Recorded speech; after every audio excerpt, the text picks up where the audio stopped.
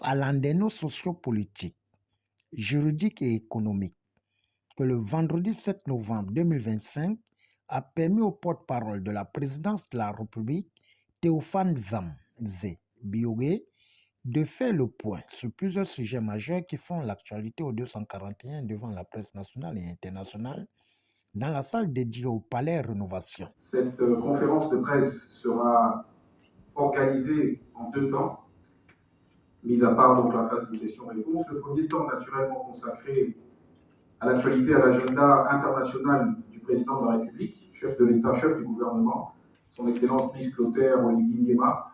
Et le deuxième temps, comme vous l'aurez là encore deviné, sera consacré à quelques sujets de l'actualité nationale. Pour aborder le premier pan de cette conférence, consacrée donc à l'actualité internationale du chef de l'État, nous commencerons par noter qu'il poursuit à travers une diplomatie active et ouverte une ambition claire, celle de repositionner le Gabon dans le concert des nations en affirmant une voix souveraine, crédible et attachée au dialogue. Son récent séjour à Rome s'inscrit pleinement dans cette dynamique diplomatique de conviction et de développement. Au Vatican, le président de la République a été reçu par sa sainteté, le pape Léon XIV. Les échanges ont porté sur la promotion de la paix, le dialogue interreligieux et le rôle essentiel de l'Église catholique dans l'éducation, la santé et la cohésion sociale au Gabon.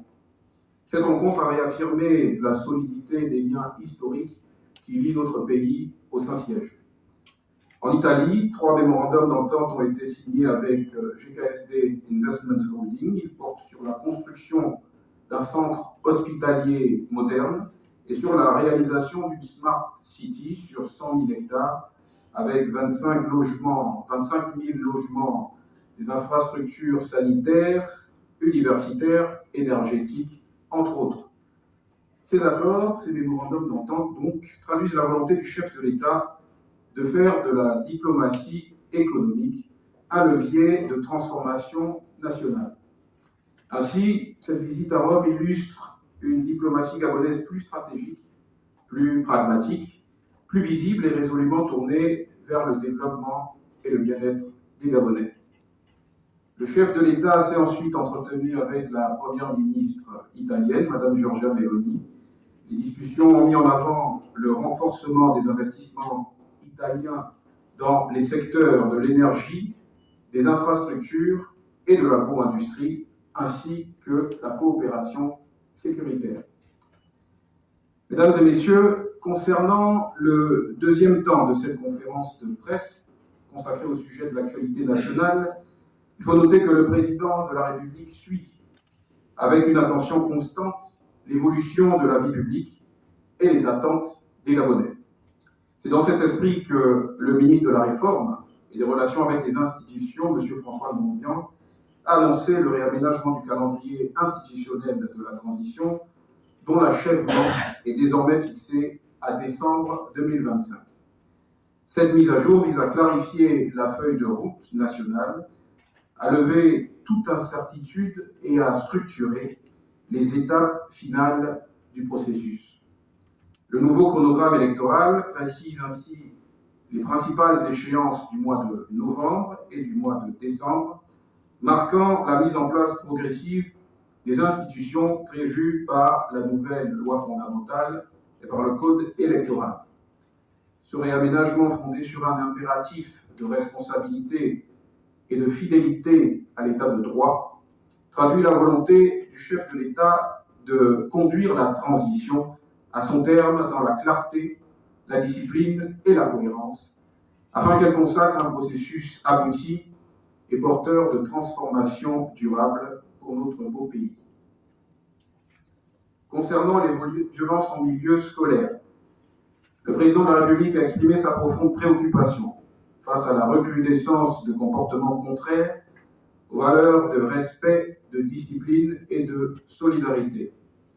Il appelle à une réponse globale, alliant fermeté et prévention, à travers le renforcement de l'autorité éducative, la mobilisation des parents et des enseignants, afin que la mise en place de dispositifs d'accompagnement pour la jeunesse soit effective. L'objectif est clair, offrir à chaque jeune Gabonais un cadre d'épanouissement fondé sur l'éducation, la culture, le sport et la formation professionnelle. Cette orientation s'inscrit dans la vision présidentielle d'une jeunesse au cœur de la refondation nationale, actrice de paix, de cohésion et de développement. Autre sujet de l'actualité nationale, la question de la fourniture de l'énergie, prise en compte par le pilier numéro 1 du projet de société du président de la République et qui demeure une priorité. Le secteur subit aujourd'hui les effets d'un sous-investissement prolongé sur plusieurs décennies et d'équipements vieillissants. Pour y remédier, le président de la République a engagé une série de réformes structurelles portant sur la modernisation des infrastructures, l'amélioration de la gouvernance et la séparation prochaine, comme vous le savez, de la SEG en deux entités distinctes, une faisant dans l'eau et l'autre faisant dans l'électricité. Dans le Grand Libreville, les récentes perturbations observées sont liées à la phase de transition énergétique en cours, marquée par le remplacement des anciennes centrales au fioul par une nouvelle unité de 150 MW au gaz fournie par Car Powership. Depuis le 26 octobre dernier, la situation s'est progressivement stabilisée grâce à la mobilisation des équipes du ministère, de l'accès universel à l'eau et à l'énergie, de la SEG et de Car Powership. Quelques délestages ponctuels peuvent encore survenir en raison d'interventions de maintenance sur des infrastructures anciennes. Pour renforcer la stabilité du réseau, plusieurs mesures ont été prises, parmi lesquelles l'ajout temporaire d'une centrale flottante de 40 MW, l'augmentation du volume de gaz fourni par Perenco et l'harmonisation technique du réseau. Ces efforts traduisent la volonté du président de bâtir un Gabon souverain sur le plan énergétique, garantissant à chaque citoyen un accès continu, fiable et durable à l'électricité. Sur le plan économique, le décaissement de 28,3 milliards de francs CFA pour honorer la dette du Gabon auprès des institutions multilatérales constitue un signal fort de redressement et de crédibilité financière. Cette démarche traduit la volonté du chef de l'État de restaurer la confiance avec nos partenaires internationaux et de démontrer la fiabilité du Gabon dans la gestion de ses engagements. Elle s'inscrit dans une stratégie de redressement macroéconomique fondée sur l'assainissement des finances publiques, la stabilisation de la dette et la relance des investissements productifs. Dans le même esprit, la récente rencontre entre le président de la République et le chef du département Afrique du Fonds monétaire international FMI a permis de mettre en lumière les progrès accomplis en matière de maîtrise des dépenses et d'optimisation des recettes. Le chef de l'État a réaffirmé sa volonté d'une gestion rigoureuse, transparente et responsable des deniers publics, tandis que le FMI a salué les avancées réalisées et confirmé son accompagnement dans la dynamique de redressement et de stabilité du pays.